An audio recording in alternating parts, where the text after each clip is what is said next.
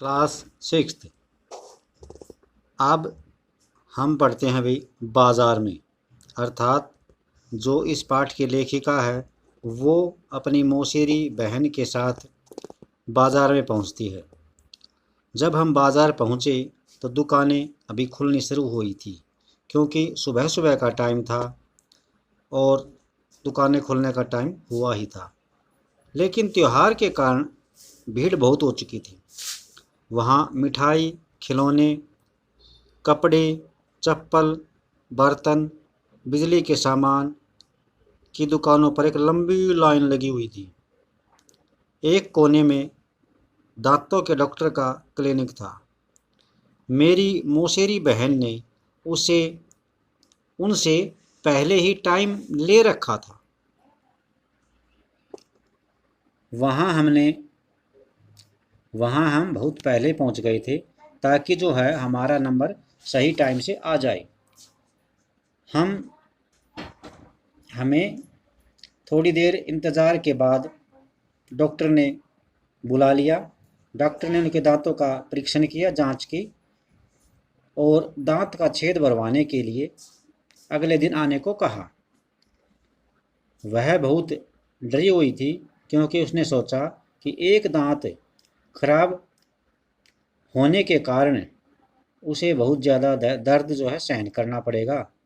एक तो दांत खराब हो गया और उसके कारण दोबारा उसे ऊपर से दर्द भी सहन करना पड़ेगा।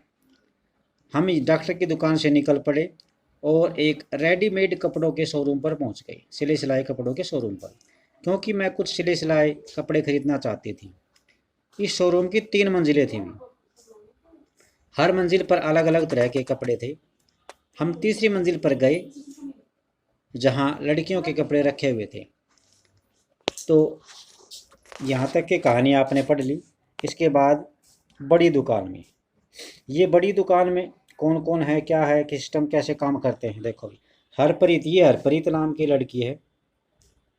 ये क्या बताती है, पहले मेरे पापा और चाचा एक छोटी सी दुकान पर काम करते थे।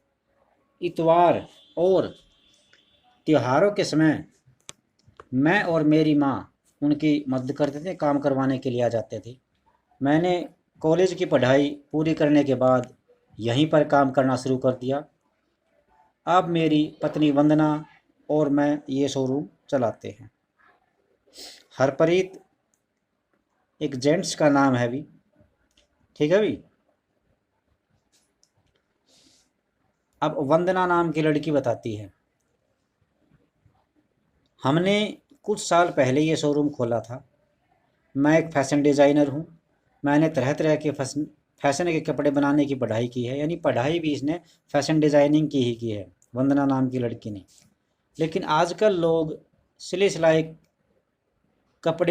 लोग कपड़े सिलवाने की बजाय सिले सिलाए अर्थात रेडीमेड कपड़े पहनना पसंद करते हैं।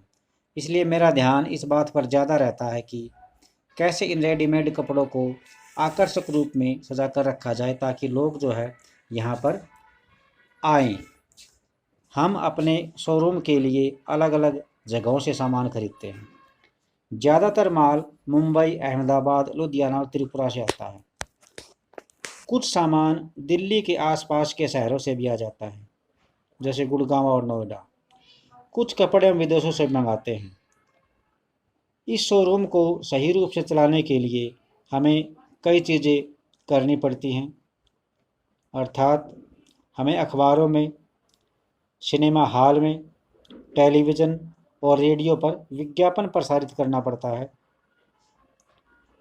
अभी तो हमने ये शोरूम किराए पर लिया है, परंतु हम जल्दी ही इसे खरीद लेंगे। जब से यह बाज़ार आसपास रहने वाले लोगों के लिए मुख्य बाज़ार बन गया है, तब से हमारा बाज़ार व्यापार बहुत बढ़ गया है। अर्थात ये जो जहाँ पर इनकी दुकान है, ये जो बाज़ार है, ये मेन मार्केट हो गई है, मुख्य बाज़ार हो गया है इस इलाके का। और तब से इनका व्यापार बढ़ गया है। इन्होंने एक कार भी खरीद ली है और पास की सोसाइटी में एक फ्लैट भी ले लिया है। हरप्रीत और वंदना की तरह ऐसे कई लोग हैं जिनके पास शहर के बाज़ारों में अपनी दुकानें हैं। ये दुकानें छोटी बड़ी हैं, और लोग यहाँ पर अलग अलग चीज़ें बेचते हैं। ज़्यादातर व्यापारी अपनी दुकान या व्यापार खुद संभालते हैं। वे किसी दूसरे की नौकरी नहीं करते, लेकिन वे खुद कई लोगों को मैनेजर या सहायक की तरह नौकरी पर रखते हैं। यानी कुछ जिनका बैंक बैलेंस, हैसियत, पावर अच्छी है, वो खुद व्यापार करते हैं और दूसरे लोगों को मैनेजर और सहायक की नौकरी देते हैं। ये पक्की दुकानें होती हैं जिनके पास नगर निगम से व्यापार करने के लिए लाइसेंस होता है। नगर निगम ही यह तय करता है कि सप्ताह में कौन से दिन बाज़ार बंद रहेगा। उदाहरण के लिए इस बाज़ार में दुकानें बुधवार को बंद रहती हैं, कहीं पर संडे को बंद रहती हैं, कहीं पर मंडे को। इस बाज़ार में छोटे छोटे दफ्तर हैं और अन्य दुकानें भी हैं जो बैंक, कुरियर आदि की सेवाएं देते हैं। तो आज हम इतना ही पढ़ेंगे भी। नेक्स्ट हम मंडे को देखेंगे। आज के लिए इतना ही। थैंक्स।